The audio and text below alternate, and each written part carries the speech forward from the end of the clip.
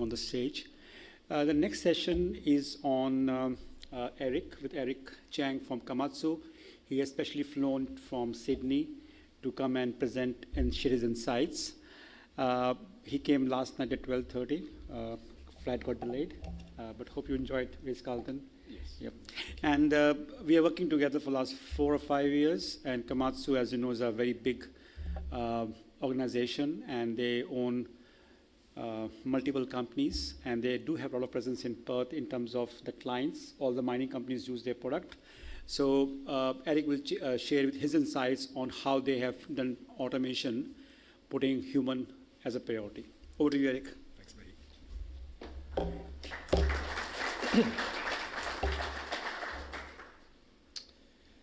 Okay. So good afternoon, everyone, and it's a pleasure to be here to be able to speak with everyone amongst all these great speakers today. And again, also special thanks to Mahit, the Mindfields team, and all the sponsors for organising and making today's events possible. So my name's Eric Cheng. I'm a digital solutions architect at Komatsu Australia. I lead a team to pretty much keep pace and make sense of technology for our people and our customers. We look at how we can adopt these technologies sustainably in a scalable way, and most importantly also securely. There you go. So when I hear the words responsible automation or digital transformation, I immediately think about how organizations can start and then scale their automation and transformation initiatives both responsibly and sustainably into the future. So this means thinking about people, process and technology, both before and during the transformation rather than as an afterthought. However, very often, technology becomes the centerfold of many of these transformations. It's about the technology and what it can do. AI solving all my problems, or with automation, digital workers never need to eat, sleep or drink.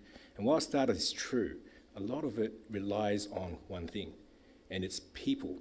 And it's people that I want to talk about a little bit more today, and to draw on some of the experiences and examples we have had at Komatsu as part of our automation journey, both before and during the pandemic, as well as the here and now. So like most things, I'll start at the beginning. How do we begin our journey? We were looking at adopting some pretty bleeding edge technologies at the time, and like many organizations, we didn't have that internal capability. You know, we knew there was a high failure rate of these projects, and the key to avoiding failure was through proper implementation, building a sustainable foundation so that we can grow into it over the future. So how do we overcome some of these barriers? Once we've had that initial success, we wanted to automate, more and more processes, but we wanted to do it in a way that was sustainable into the future. And that means scaling our people. One of the key challenges facing many organizations, and I'm sure a lot of you will agree, is the global skills and labor shortage. It's harder and harder to attract and retain talent, and Komatsu's no different. So I'll talk about how we overcame some of these challenges by shifting the way we thought and approached this recruitment process, and the importance of really hiring for attitude. With any process automation, process transformation, or any transformation in general, change is inevitable, and people or teams of people are going to be impacted.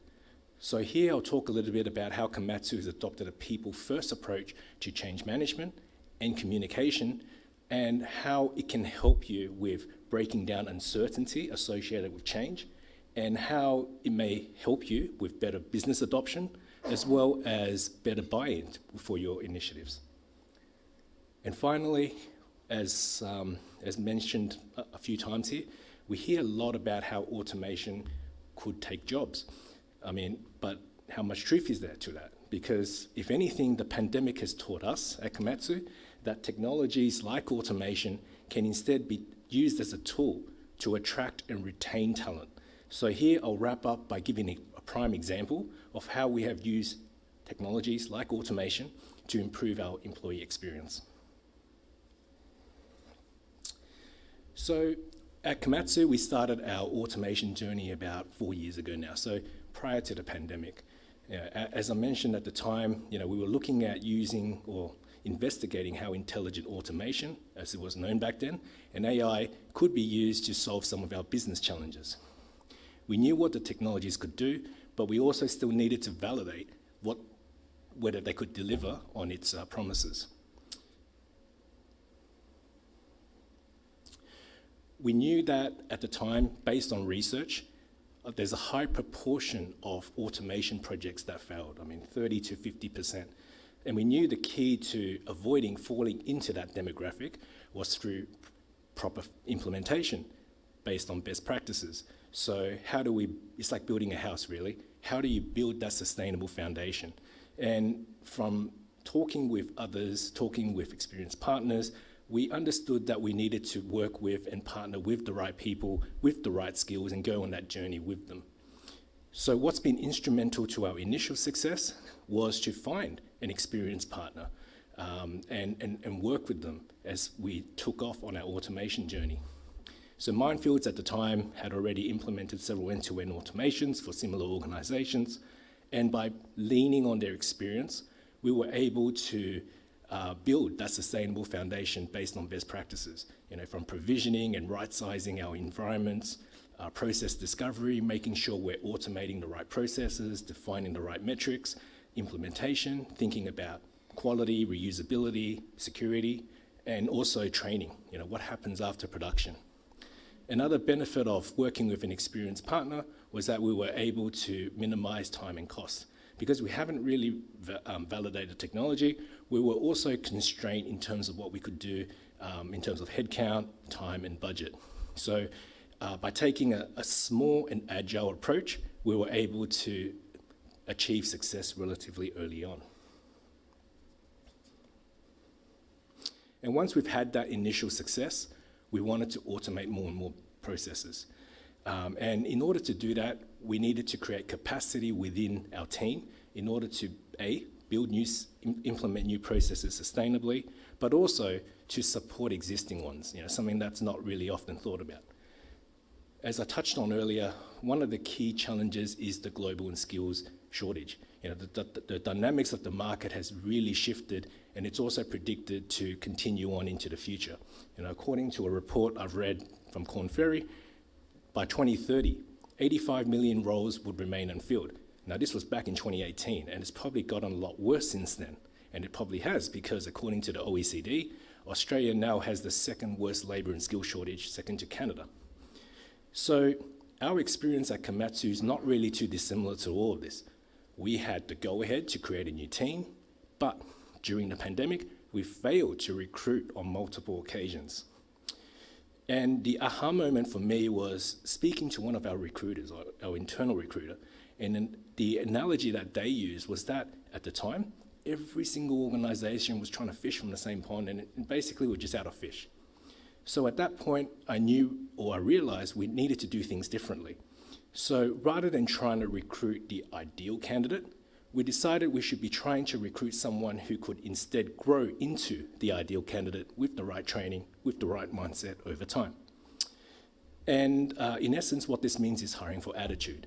So rather than trying to find someone who had the most years of experience, because that unicorn apparently didn't exist at the time, we placed an emphasis on people with key traits such as a growth mindset, problem solving, communication.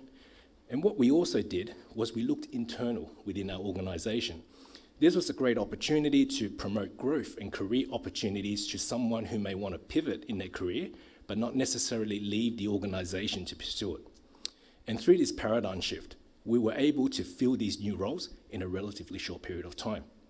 In that team, we have someone who used to be a workstation support team leader and someone who used to be an ABAP developer in our SAP solutions team, both of which did not have any automation experience beforehand, both of which are now both capable automation developers, not because of the automation experience they were supposed to have, but because of the diverse work experience, the diverse business knowledge, and also the diverse thinking that they brought into our team.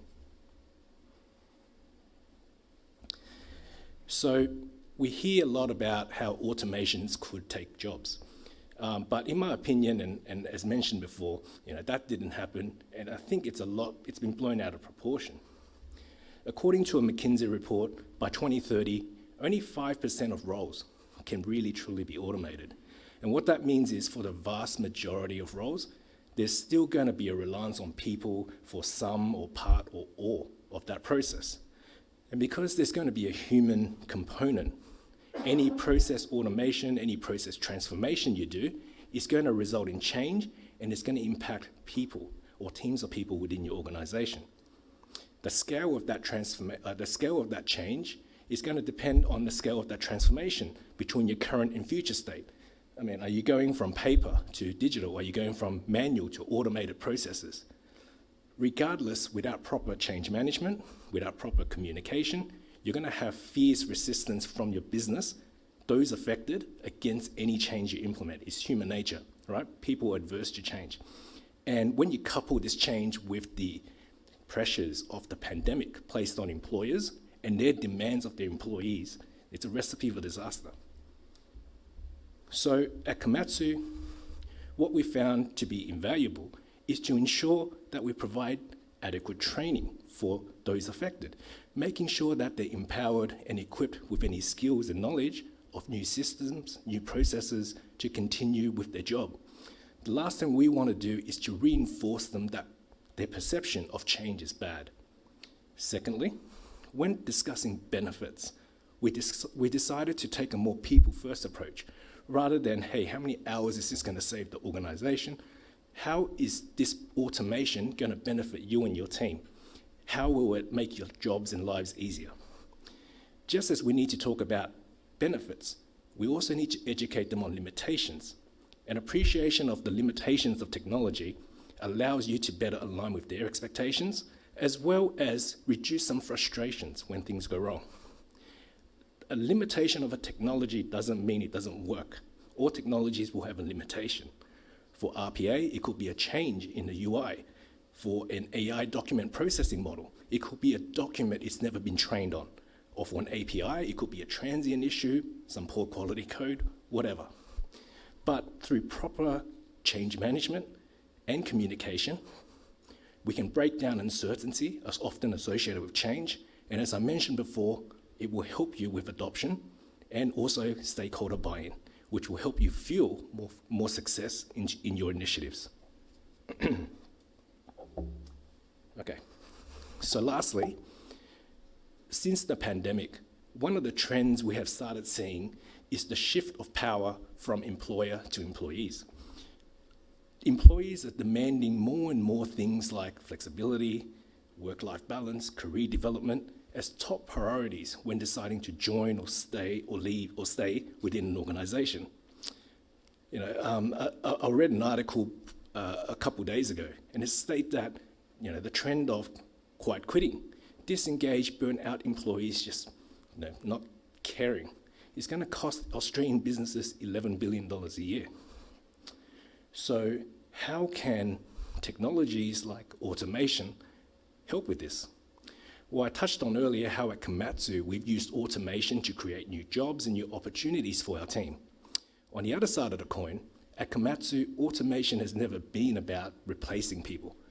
We've always used automations as a way of removing those manual, repetitive jobs away from people so that they can be focused on more interesting work. These manual, repetitive processes are not necessarily difficult, but they're a result of disparate systems, disparate technologies laid over business-critical processes. So I'll give an example, and I'll wrap up with an example of a recent process that we have automated. So we have a team of 3, really 2.5, and basically they're responsible for a process known as invoice fixing. They manage and process 52,000 invoices per year. It's a business-critical process where if it's not done in a timely fashion or accurately, it affects downstream processes, goods receiving, the ability to print packing slips, order picking, and shipping orders to customers. So a real customer impact. By automating that process, we've been able to give back thousands of hours back to the business, to that team. And now, rather than manually processing, they now just provide oversight of the automated process and managing exceptions. Previous to the automation, because of the criticality, simple things like taking leave, taking sick leave, meant that the workload would really start to hurt, and the workload doesn't go away. So everyone would feel guilty. And again, by automating this process, we've been able to give thousands of hours back and improve the employee experience of that team. And that's pretty much it for my presentation. Hope you found it informative. Thank you.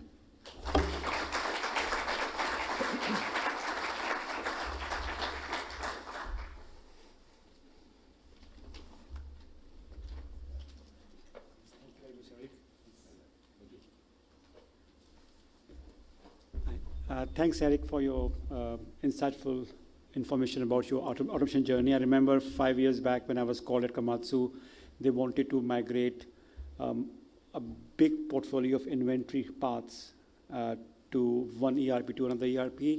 Being a big company, they have multiple ERPs, SAP, Dynamics, and A, B, C, D, E, F, G. And it was very difficult for us to migrate that data because even the Excel spreadsheets were putting their hands up, they can't do anything. And I was told that more fiction has been written in Excel than in Word. So we tried our best, and then RP came to rescue. And that was the first step we took at Komatsu 4 or 5 years back. And it's very exciting to work with a very big organization because you learn a lot. And what we learned that you can't have one recipe for a big organization. You have to have multiple cuisine for them. You can't make them happy with only one cuisine. So we learn a lot. Thanks for all the learnings, Eric. And I think Eric is a bit shy, but he was also nominated as one of the best innovation award in Komatsu, and he was called to Japan for that award. So we can see that Australia is always leading ahead in the curve, whether it's Japan or US. So thanks, Eric, for your insights. I will not